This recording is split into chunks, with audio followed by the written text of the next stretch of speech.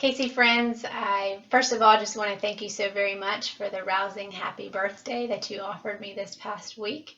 My family and I are about that time. We're returning from Rolling Ridge Retreat Center, where we loved the chance to get away for a little bit after 3 months of being in the midst of parenting and pandemic. Thank you for the well wishes. Thank you for the love and support over the course of this time. And thank you for the rejuvenating moments you take in your own life in order to meet others in their spaces of need. I was just so aware as we were taking in the beauty of the waterfalls and even getting a little bit lost in the thicket, how important it is to reconnect with the earth and also just set aside different place to breathe and to be.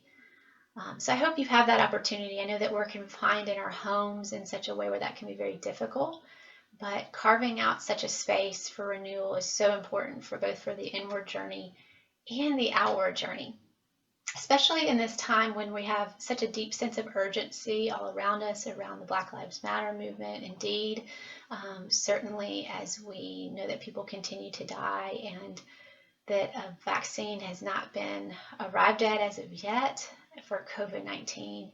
I feel like so many of us are fraught or afraid or kind of at the end of some of our capacity. But it's in these moments when we remember that God's ability to strengthen and extend our capacity is always there. And certainly is a part of that death that leads into resurrection, of which we have been observing throughout Easter and through Pentecost's fire, in order to enliven us and to challenge us into new spaces and ways of being. So thank you. Thank you for waterfalls and for birthday celebrations, for joy, for memories of balloons on corners, for the big new butterflies that are on the corner of Leaf Treader and Vantage Point Road that are symbols of new life and resurrection that we anticipate are continuing to unfold for us. Now, in just a little bit, we're going to hear a video, a sharing from Brian Stevenson, who is the founder of the Equal Justice Initiative and is a lawyer who for so many years has been about community building and seeking to bring about justice to situations that have been so very hard and so steeped in the racism of this country, looking at the death row, inmates and those who have been falsely accused or for whom punishment has not matched any sense of what the violation was.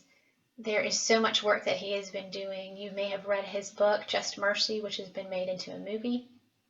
Was able to watch that on Amazon Prime this past week after having read the book a while back. Such an important read and such important work that he and the initiative continue to do around the legacy of lynching as it has existed in this country.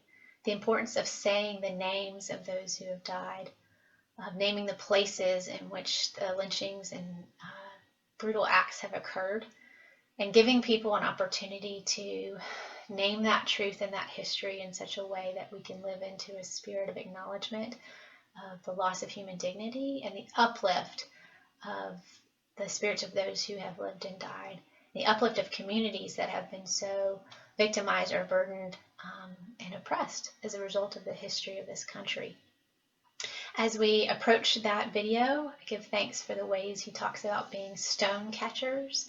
I hope you'll listen to the way that he unpacks the story of Jesus and the one who was accused of adultery and telling them, ye who have not sinned, cast the first stone. This is a story today in Genesis, going back to the Hagar story, that follows a similar thread of oppression in a time in which Sarah did not see the way that her family could be blended or that there could be made space for Hagar and Ishmael. She chooses instead to cast Hagar out. Now we know from the book The God Who Sees that Karen Gonzalez wrote. She came and preached with us last fall. There's a whole chapter in here on Hagar, and it's a reminder that the word Hagar means foreign thing. It's not the name we pray that she would have been given upon birth, and not the name of her belovedness, but a descriptor of servitude and of otherness, so that we know that the relationship that would exist between Sarah, Abraham's wife, and Hagar would be deeply fraught with tension and inequity. And so, although we see Sarah as in some ways the mother of our faith and can delight with her that she had a son when she was advanced in age, what she does here is irreprehensible. And although we have justification and we get a sense that God was somehow in this, and as she prods her husband to make Hagar's disappearance or the way she deserts her and requires her to go to the wilderness, could that be required from God?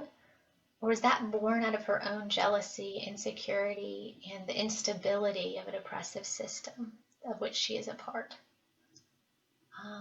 This is where we get out our critical lens and our glasses, and we're saying, for whom was this text written? What voices are not being heard?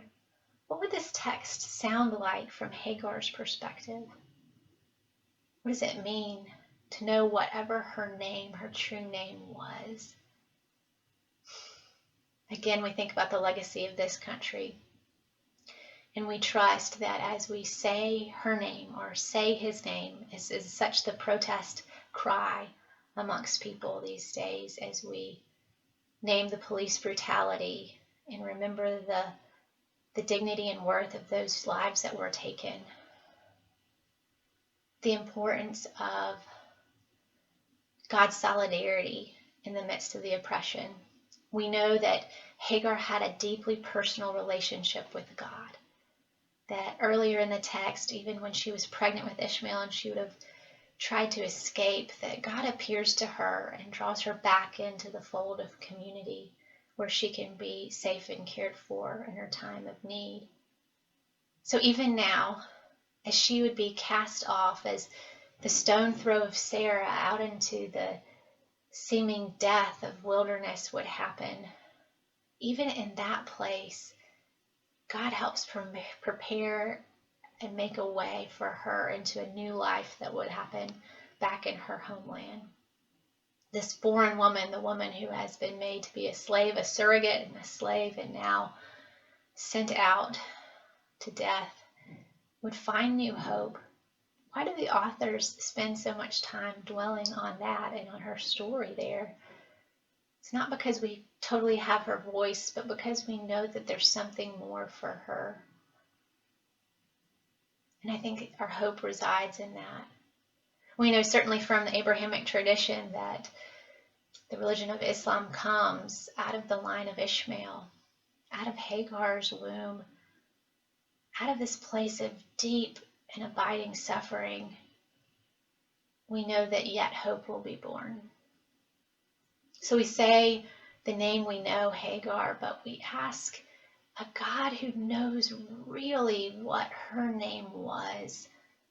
We ask to be invited into that space of honoring her and honoring all of those nameless or otherwise sometimes in history faceless folks who have succumbed to the oppressive and stone-throwing violence of which we are capable.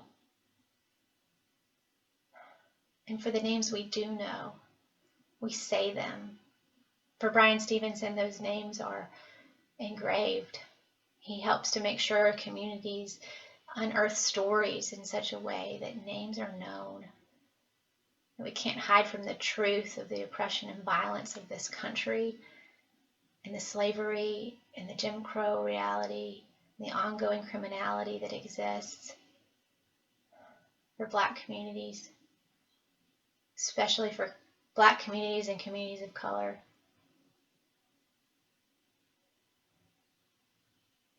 May God know all the names. May we, in trusting in God's Spirit, ask that those names, those lives be honored. Asking what our role is as church in this time to come, to continue to live in the spirit of God's hope and resurrection, to catch the stones that would be put forward in violence, and instead to use those stones to build up something beautiful. So the relationship with Sarah is complicated here. But let us give thanks that we can see Hagar, but ultimately that, so much more importantly, she can see and know God. And through her, we can see and also know God.